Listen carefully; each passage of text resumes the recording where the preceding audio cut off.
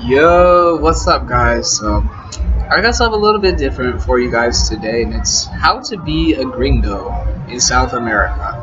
Okay, so that may seem kind of like a weird question, but there is a reason for this, and it's almost unspoken, and not a lot of people talk about it. And so, part of what I'm trying to do here is get these conversations going, so that way we can figure out how we can defeat this whole problem in the first place. Okay, so what is the problem? What am I talking about? Well, those of you who live in America, you'd be able to tell me, yeah, there's racism in America. African Americans, Native Americans. There's racism in America, but there's also racism in South America. Okay, but the difference is it's not the white people. I'm just generalizing here. It's terrible, but I'm doing it. Okay, it's not just the white people. In this case, it's the natives. Okay, and it's not everybody, and I don't want to generalize, but there is a great deal of racism here in South America, and specifically towards the gringos, okay? And so that's why I wanted to make this video, to kind of give a pep talk to anybody who is actually looking to move to South America, who is also a gringo. That way you can learn from my mistakes and be better as a result of it, okay? Don't make the same mistakes I did. Okay, and so I have some tips for you. Tip number one, the first thing, it's probably the most obvious one: brush up on your Spanish, guys. The better you are at Spanish, the less likely it is that you will be a victim of the racism. The word for it here is machismo, which is more like Latin American countries are better than European countries. It's almost the same thing, except the translation might be more racist. Okay. So like I said, first tip number one, brush up on your Spanish. And if you're not, if you're like me, and you can habla más o menos, fake it, okay? That might be a good thing. If people don't ask you if you speak Spanish, they're just gonna assume that you speak Spanish because no matter what your skin color is, no matter what your nationality is, there's people that look just like you here in South America, and so you not going to necessarily pass as a gringo right from the get-go. Okay, if you're like me, you usually after about 2 sentences talking to somebody, they're like, oh yeah, this guy's a gringo, he doesn't really know Spanish. Yep. And so the problem with this is because here's the thing, and this is specifically in Peru. With my experience in Peru, I love the place, I love the culture, but I did have to fight a little bit of racism in Peru. Okay. And let me share with you guys a story to illustrate what I'm talking about. Okay, so about 4 months ago, I was in Peru, and I was traveling to Machu Picchu. I wanted to see it, right? And I was actually traveling back, and so I was in this city called Santa Teresa. I had just got done walking roughly 20 miles from Santa Teresa to Machu Picchu and back, and I was pretty tired, and I wanted a place to stay in Santa Teresa for the night. And so I found a hotel that looked like it was within my budget. And I walked up and I asked, hey, how much does it cost? Obviously, I was speaking Spanish. How much does it cost for one night? And, I was speaking Spanish and I have an accent, obviously. And he immediately knew I was a gringo. And he told me 20 soles, which is about $7, right? But it's not a bad deal, right? However, roughly about 30 seconds later, a Peruvian walked up behind me, asked the same question. How much does it cost for a night? And he quoted him a price that was 5 soles less than what I paid. And so point being, there's the Peruvian price, the South American price, I don't know, and the gringo price, okay? And so point being, tip number one, either learn your Spanish or fake it to be able to pass as a gringo, okay?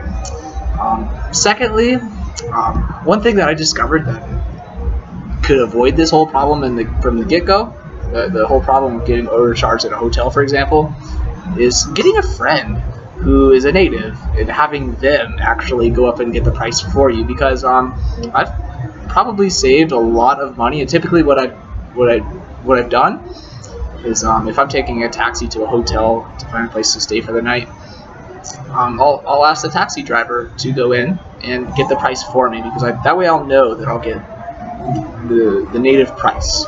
Okay, and so that's another thing you can do, is just make a friend, make a taxi driver or somebody that you met on the day. Hey, can you go get the price for me? Because if I ask, they'll probably give me something a lot more. And people here understand that. Okay, Um, so that's the first one, or excuse me, the first one was learn Spanish or fake it.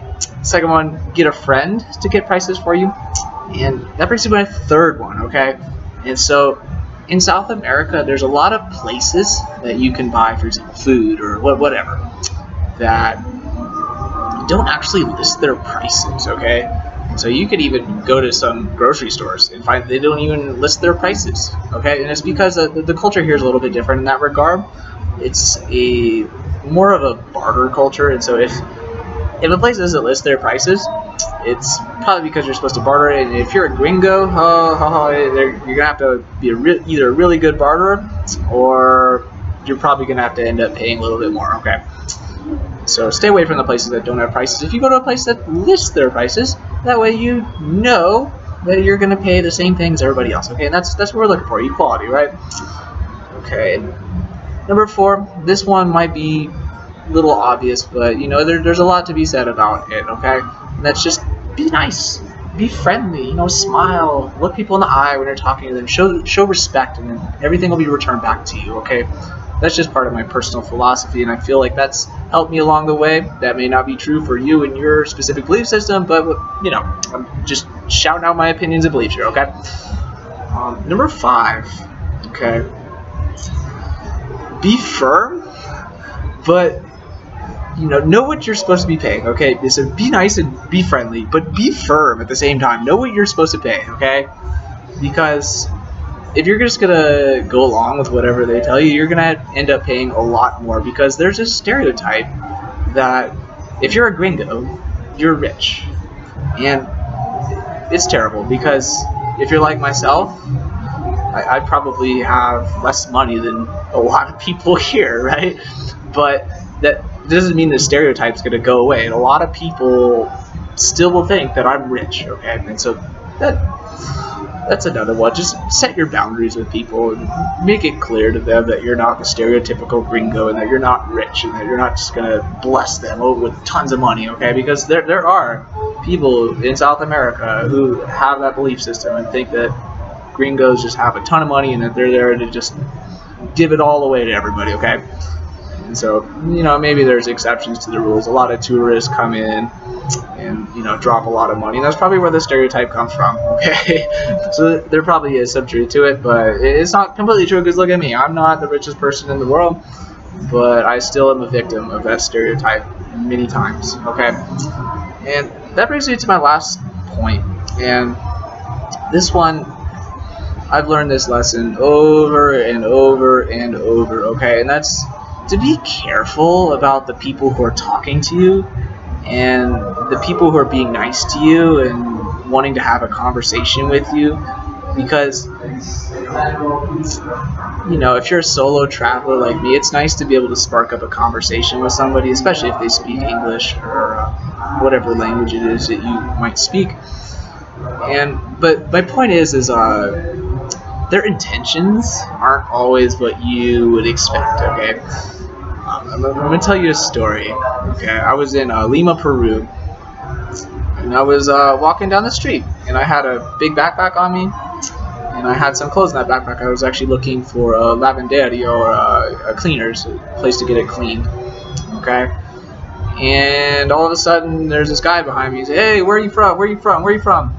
It's Colorado. You know, I wasn't really expecting anybody to talk to me, but he seemed like a nice guy, and so I started talking to him. He said, "Hey, come with me, come with me." So he ended up taking me into this bar. I didn't even really want a drink or anything. I was like, "Oh, yeah, whatever, I'll have a drink with you, okay?" And so I had one drink, right? And then he also had a drink. And then before I know it, I got this bill for 240 soles, or $80 for 2 drinks, okay? And of course, that was including a very generous tip that they put on the bill for me, because, you know, long story short, they were working together, this guy and the bartenders. It's something that they do all the time, okay?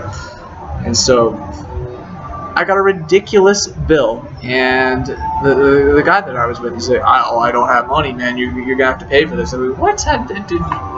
whatever.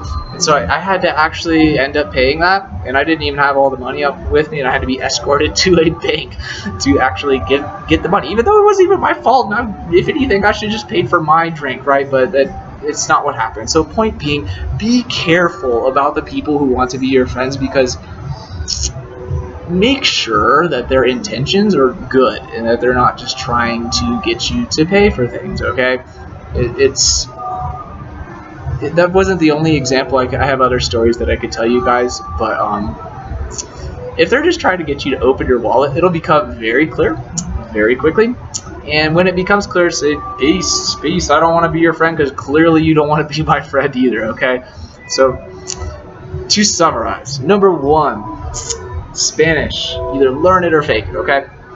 Number 2, get a friend to negotiate prices for you. And it doesn't need to be somebody that's your long-term friend, just maybe for that 30 seconds, hey, can you go ask the price for me, you know? Exactly. Number 3, stay away from the places with no prices, because it's a barter culture, and if you're a gringo, you're going to have a harder time bartering, okay? Number 4, be nice and friendly, smile. No. Number 5, be firm, know your limits, and don't just go along with what other people say, specifically with prices, okay? I've learned that lesson many times. Then number 6, the big one, guys, I cannot stress this one enough. Be careful about the people who want to be your friend. Check their intentions, okay? And matter of fact, don't even let's make this number 7. Number 7 right here. Do not engage in conversation with somebody unless you know that their intentions are good, okay? That's a big one, okay?